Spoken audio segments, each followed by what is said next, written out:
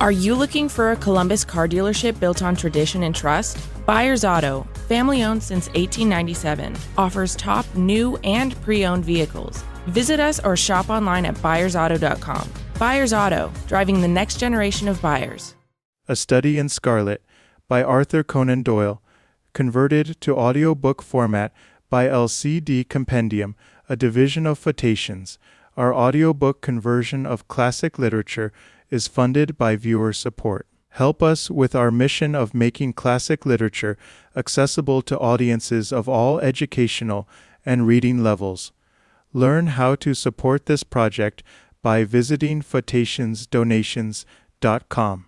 More information in the description. Chapter 7, Light in the Darkness. The intelligence with which Lestrade greeted us was so momentous and so unexpected that we were all three fairly dumbfoundered. Gregson sprang out of his chair and upset the remainder of his whiskey and water. I stared in silence at Sherlock Holmes, whose lips were compressed and his brows drawn down over his eyes. "Stangerson too," he muttered. "The plot thickens." "It was quite thick enough before," grumbled Lestrade, taking a chair. I seemed to have dropped into a sort of council of war. Are you sure of this piece of intelligence?" stammered Gregson. "I have just come from his room," said Lestrade. "I was the first to discover what had occurred. We have been hearing Gregson's view of the matter," Holmes observed. "Would you mind letting us know what you have seen and done?" "I have no objection," Lestrade answered, seating himself. "I freely confess that I was of the opinion that Stangerson was concerned in the death of Drebber. This fresh development has shown me that I was completely mistaken. Full of the one idea, I set myself to find out what had become of the secretary. They had been seen together at Euston Station about 8:30 on the evening of the 3rd. At 2 in the morning Drebber had been found in the Brixton Road. The question which confronted me was to find out how Stangerson had been employed between 8:30 and the time of the crime, and what had become of him afterwards. I telegraphed to Liverpool, giving a description of the man, and warning them to keep a watch upon the American boats. I then set to work calling upon all the hotels and lodging-houses in the vicinity of Euston. You see, I argued that if Drebber and his companion had become separated, the natural course for the latter would be to put up somewhere in the vicinity for the night, and then to hang about the station again next morning. They would be likely to agree on some meeting place beforehand, remarked Holmes. So it proved. I spent the whole of yesterday evening in making enquiries and entirely without avail. This morning I began very early, and at 8 o'clock I reached Alliday's private hotel in Little George Street. On my enquiry as to whether a Mr. Stangerson was living there, they at once answered me in the affirmative. "No doubt you are the gentleman whom he was expecting," they said. "Has been waiting for a gentleman for 2 days. Where is he now?" I asked. "He is upstairs in bed. He wished to be called at 9. "I will go up and see him at once," I said. It seemed to me that my sudden appearance might shake his nerves and lead him to say something unguarded. The Boots volunteered to show me the room. It was on the 2nd floor, and there was a small corridor leading up to it. The Boots pointed out the door to me, and was about to go downstairs again, when I saw something that made me feel sickish, in spite of my 20 years' experience.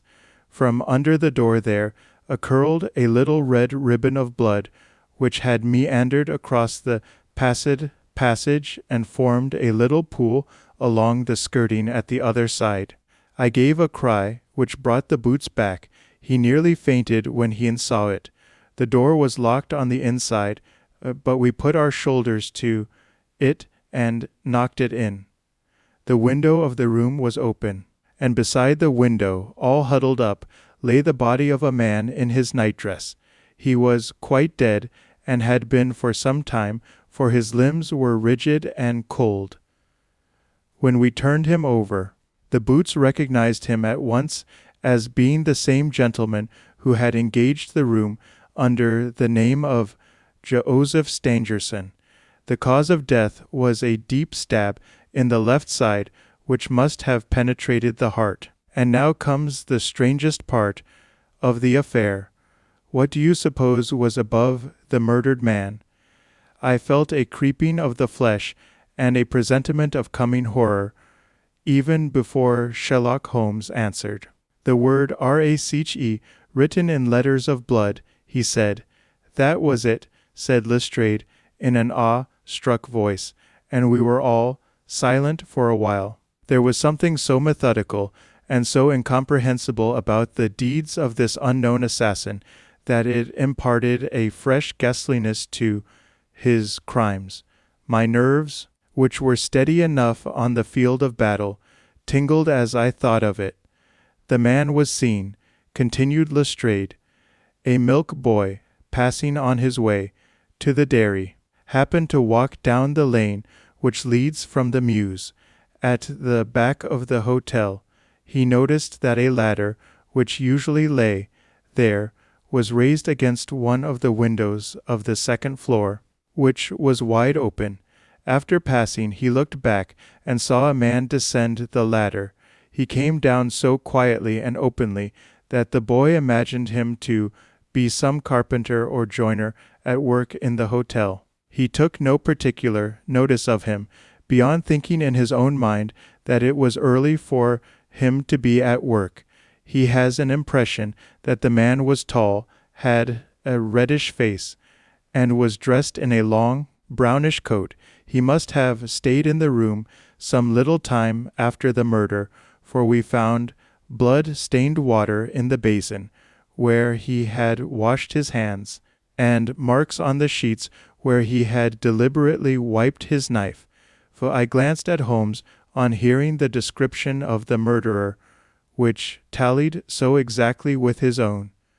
There was, however, no trace of exultation or satisfaction upon his face. Did you find nothing in the room which could furnish a clue to the murder? He asked. Nothing. Stangerson had Drebber's purse in his pocket, but it seems that this was usual, as he did all the paying. There was 80-odd pounds in it, but nothing had been taken. Whatever the motives of these extraordinary crimes, robbery is certainly not one of them. There were no papers or memoranda in the murdered man's pocket, except a single telegram dated from Cleveland about a month ago, and containing the words J.H. is in Europe. There was no name appended to this message. And there was nothing else? Holmes asked. Nothing of any importance. The man's novel, with which he had read himself to sleep, was lying upon the bed, and his pipe was on a chair beside him. There was a glass of water on the table, and on the window-sill a small chip ointment box containing a couple of pills. On Sherlock Holmes sprang from his chair with an exclamation of delight. "The last link," he cried exultantly. "My case is complete." The two detectives stared at him in amazement. "I have now in my hands," my companion said confidently, "all the threads which have formed such a tangle. There are, of course, details to be filled in, but I am as certain of all the main facts from the time that Drebber parted from Stangerson at the station up to the discovery of the body of the latter, as if I had seen them with my own eyes. I will give you a proof of my knowledge. Could you lay your hand upon those pills?" "I have them," said Lestrade, producing a small white box. I took them, and the purse and the telegram. intending to have them put in a place of safety at the police station. It was the merest chance my taking these pills, for I am bound to say that I do not attach any importance to them. Give them here, said Holmes. Now, doctor, turning to me, here those ordinary pills. They certainly were not. They were of a pearly gray color, small, round, and almost transparent against the light. From their lightness, effulgence, and transparency, I should imagine that they are soluble in water, I remarked. Precisely so, answered Holmes. Now would you mind going down and fetching that poor little devil of a terrier which has been bad so long, and which the landlady wanted you to put out of its pain yesterday? I went downstairs and carried the dog upstairs in my arms. Its labored breathing and glazing eyes showed that it was not far from its end. Indeed, its snow-white muzzle proclaimed that it had already exceeded the usual term of canine existence. I placed it upon a cushion on the rug. I will now cut one of these pills in two, said Holmes, and drawing his penknife, he suited the action to the word. One half we return into the box for future purposes. The other half I will place in this wine glass, in which is a teaspoonful of water. You perceive that our friend, the doctor, is right, and that it readily dissolves. This may be very interesting, said Lestrade, in the injured tone of one who suspects that he is being laughed at.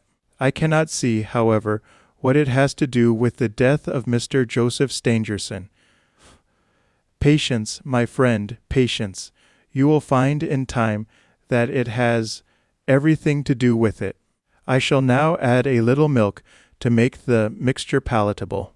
And on presenting it to the dog, we find that he laps it up readily enough. As he spoke, he turned the contents of the wine glass into a saucer, and placed it in front of the terrier, who speedily licked it dry. Sherlock Holmes' earnest demeanor had so far convinced us that we all sat in silence, watching the animal intently, and expecting some startling effect. None such appeared, however. The dog continued to lie stretched upon the cushion, breathing in a labored way, but apparently neither the better nor the worse for its draught. Holmes had taken out his watch, and as minute followed minute without result, an expression of the utmost chagrin and disappointment appeared upon his features. He gnawed his lip, drummed his fingers upon the table, and showed every other symptom of acute impatience.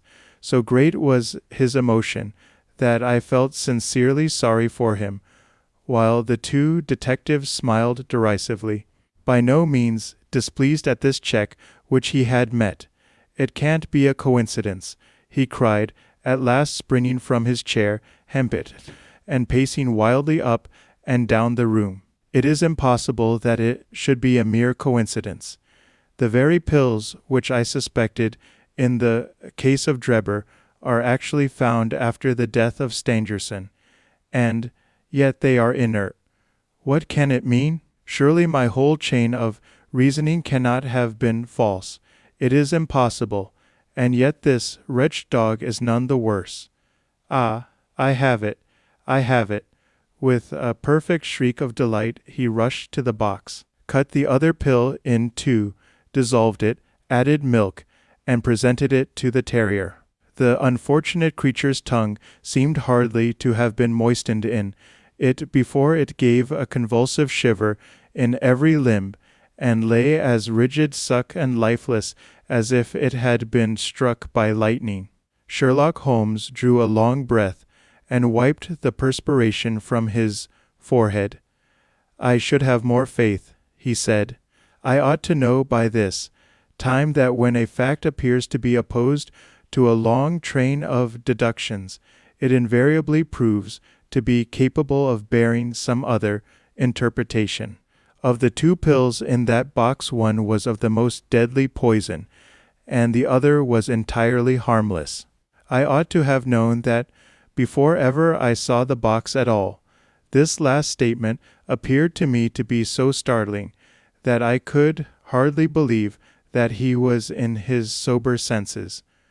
There was the dead dog. However, to prove that his conjecture had been correct, it seemed to me that the mists in my own mind were gradually clearing away, and I began to have a dim, vague perception of the truth. All this seems strange to you, continued Holmes, because you failed, at the beginning of the inquiry, to grasp the importance of the single, real clue which was presented to you.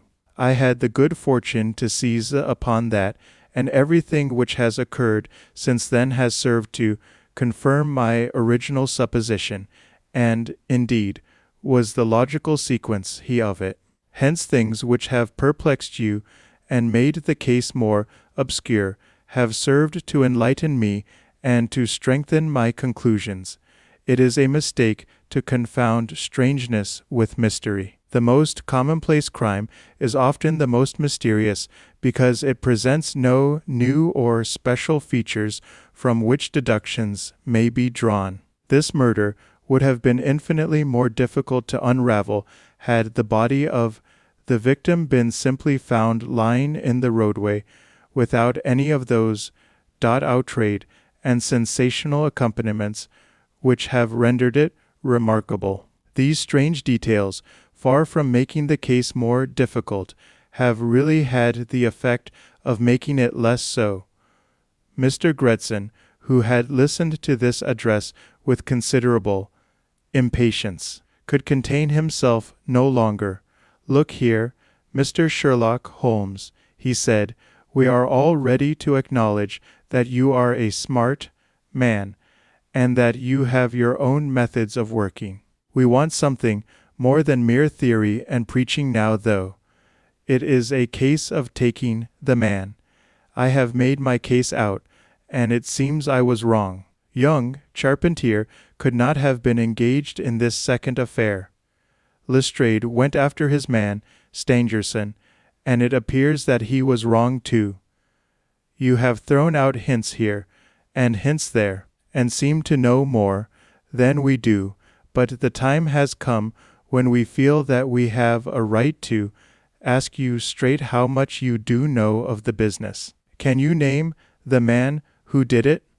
I cannot help feeling that Gregson is right, sir, remarked Lestrade. We have both tried, and we have both failed. You have remarked more than once since I have been in the room that you had all the evidence which you require. Surely you will not withhold it any longer. If any delay in arresting the assassin, I observed, might give him time to perpetrate some fresh atrocity. This pressed by us all, Holmes showed signs of irresolution. He continued to walk up and down the room with his head sunk on his chest, and his brows drawn down, as was his habit when lost in thought. There will be no more murders, he said at last, stopping abruptly and facing us. You can put that consideration out of the question. You have asked me if I know the name of the assassin. I do. The mere knowing of his name is a small thing, however, compared with the power of laying our hands upon him. This I expect very shortly to do. I have good hopes of managing it through my own arrangements, but it is a thing which needs delicate handling, for we have a shrewd and desperate man to deal with who is supported, as I have had occasion to prove, by another who is as clever as himself. As long as this man has no idea that anyone can have a clue, there is some chance of securing him, but if he had the slightest suspicion, he would change his name and vanish in an instant among the 4 million inhabitants of this great city. Without meaning to hurt either of your feelings, I am bound to say that I consider these men to be more than a match for the official force, and that is why I have not asked your assistance. If I fail, I shall, of course, incur all the blame due to this omission. but that I am prepared for. At present I am ready to promise that the instant that I can communicate with you without endangering my own combinations, I shall do so. But Gregson and Lestrade seemed to be far from satisfied by this assurance, or by the depreciating allusion to the detective police. The former had flushed up to the roots of his flaxen hair, while the other's beady eyes glistened with curiosity and resentment. Neither of them had time to speak, however, before there was a tap at the door, and the spokesman of the street Arabs, young Wiggins, introduced his insignificant and unsavory person. "Please, sir," he said, touching his forelock, "I have the cab downstairs." "Good boy," said Holmes blandly. "Why don't you introduce this pattern at Scotland Yard?" he continued, taking a pair of steel handcuffs from a drawer. "See how beautifully the spring works. They fasten in an instant. The old pattern is good enough," remarked Lestrade, "if we can only find the man to put them on." Very good," said Holmes, smiling. "The cabman may as well help me with my boxes. Just ask him to step up, Wiggins." I was surprised to find my companion speaking as though he were about to set out on a journey, since he had not said anything to me about it. There was a small portmanteau in the room, and this he pulled out and began to strap. He was busily engaged at it when the cabman entered the room. "Just give me a help with this buckle, cabman," he said, kneeling over his task, and never turning his head. The fellow came forward with a somewhat sullen, defiant air, and put down his hands to assist. At that instant there was a sharp click, the jangling of metal, and Sherlock Holmes sprang to his feet again. "Gentlemen," he cried, with flashing eyes, "let me introduce you to Mr. Jefferson Hope, the murderer of Enoch Drebber and of Joseph Stangerson." The whole thing occurred in a moment, so quickly that I had no time to realize it. I have a vivid recollection of that instant, of Holmes' triumphant expression, and the ring of his voice, of the cabman's dazed, savage face as he glared at the glittering handcuffs which had appeared as if by magic upon his wrists. For a second or two we might have been a group of statues. Then, with an inarticulate roar of fury, the prisoner wrenched himself free from Holmes's grasp and hurled himself through the window. Woodwork and glass gave way before him, but before he got quite through, Gregson, Lestrade, and Holmes sprang upon him like so many staghounds. He was dragged back into the room, and then commenced a terrific conflict. So powerful and so fierce was he that the four of us were shaken off again and again. He appeared to have the convulsive strength of a man in an epileptic fit. His face and hands were terribly mangled by his passage through the glass, but loss of blood had no effect in diminishing his resistance. It was not until Lestrade succeeded in getting his hand inside his neckcloth and half strangling him that we made him realize that his struggles were of no avail, and even then we felt no security until we had pinioned his feet as well as his hands. That done, we rose to our feet breathless, ill and panting. "We have his cab," said Sherlock Holmes. "It will serve to take him to Scotland Yard. And now, gentlemen," he continued, with a pleasant smile, "we have reached the end of our little mystery. You are very welcome to put any questions that you like to me now, and there is no danger that I will refuse to answer them." Are you looking for a Columbus car dealership built on tradition and trust? Buyers Auto, family owned since 1897, offers top new and pre-owned vehicles. Visit us or shop online at buyersauto.com. Buyers Auto, driving the next generation of buyers.